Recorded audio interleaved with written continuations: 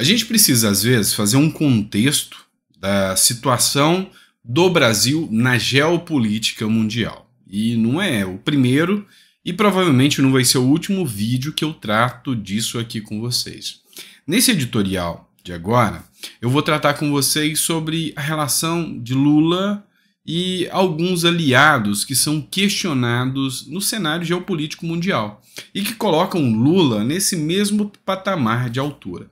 Vocês devem ter visto, há pouco tempo atrás, saiu essa publicação aqui, não é de agora, eu estou repetindo uma matéria que aconteceu em 9/9/2023, tá? Uma matéria de um tempo, de alguns dias atrás, de algum tempo atrás, onde Lula falava o seguinte, matéria da G1, tá? Sempre citando a fonte, em entrevista, Lula diz que Putin não será preso se vier ao Brasil. Logo depois desse caso aqui do Putin, o Lula também questionou sobre o Tribunal Penal Internacional. Isso aqui você já sabe, isso é coisa passada. Mas o Lula falou que pretende até sair do Tribunal Penal Internacional, falou que nem conhecia, o que é uma fake news, porque o próprio Lula foi responsável por mandar uma juíza brasileira para o Tribunal Penal Internacional, falou em denunciar o Bolsonaro no Tribunal Penal Internacional e dizer que não conhecia faltar com honestidade. Então precisa restabelecer a verdade sobre isso. Só que agora, acabou de sair, recente agora, de ontem essa matéria, uma publicação do R7, para mostrar para você quem é a figura que o presidente do Brasil defende.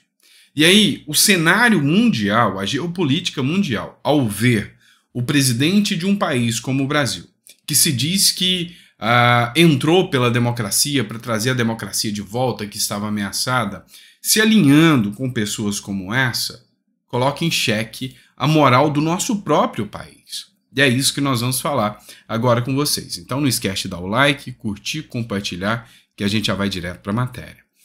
Pessoal, matéria do R7. Soldados russos estupraram mulheres ucranianas, torturaram vítimas até a morte. É a ONU que diz isso, ou a fala da ONU não tem sentido, não tem respeito. Os soldados russos que invadiram a Ucrânia torturaram os inimigos de forma tão brutal que algumas de suas vítimas morreram. Eles também estupraram mulheres e forçaram as famílias a ouvi-las sendo abusadas, disseram integrantes de órgãos investigados com mandato na ONU nesta segunda-feira.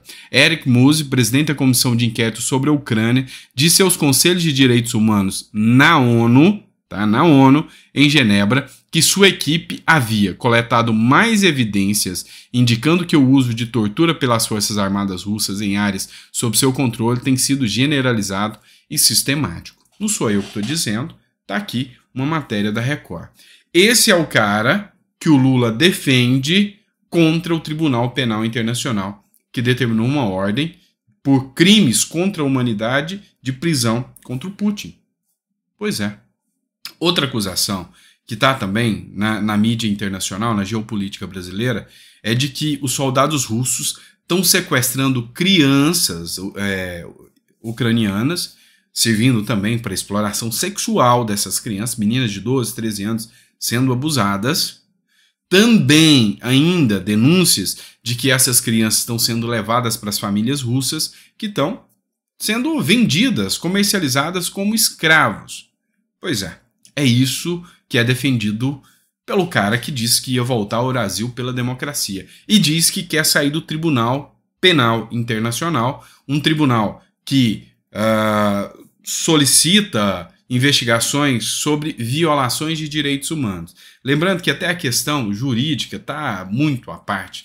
Dentro do direito brasileiro, o Tribunal Penal Internacional, o Tratado de Roma, foi incorporado ao direito brasileiro, trata de direitos e garantias fundamentais, ou seja, direitos humanos, já está dentro da Constituição, ele não pode mudar isso por decreto como bem quer. Isso seria algo de ditador, isso seria algo autoritário. Então, essa narrativa deles viola de morte o direito pátrio interno nosso. Mas não para por aí. O que eu estou tentando explicar para vocês é como o mundo, como o cenário geopolítico enxerga essas aproximações aqui no Brasil. Vamos lá.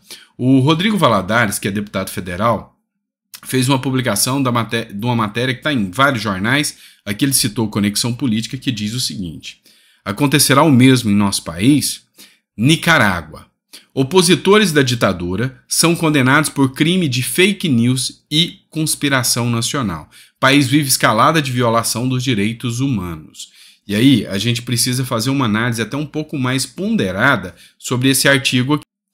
Porque cada vez mais esses mandos e desmandos da Nicarágua são fortalecidos pela conivência de outros países, como o Brasil, como o atual presidente da República aqui. Nicarágua. Opositores da ditadura são condenados por crimes de fake news e conspiração nacional, conexão política.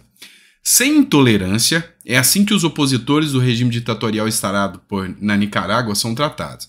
E mais uma invertida, o país condenou Olésia Auxiliadora Munhoz Pavon e Anielka Garcia a 10 e 8 anos de prisão, respectivamente, por crimes considerados traição, informou a imprensa local neste domingo. Munhoz Pavon, de 51 anos, foi condenado a 10 anos pelo crime de propagação de notícias que são enquadrados como falsas e conspiração para minar a integridade nacional.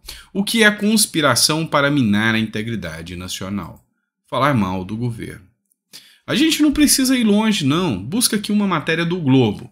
Nicarágua caça carteira de 25 advogados da oposição exilados e condenados por crimes políticos. Crimes políticos. Que coisa, não? Vamos lá. E aqui no Brasil, lembra que a Constituição veda, acha uma aberração, crimes políticos. E se eu tenho um outro país que comete esses crimes políticos, não estaria o nosso presidente atentando às normas ao dar apoio,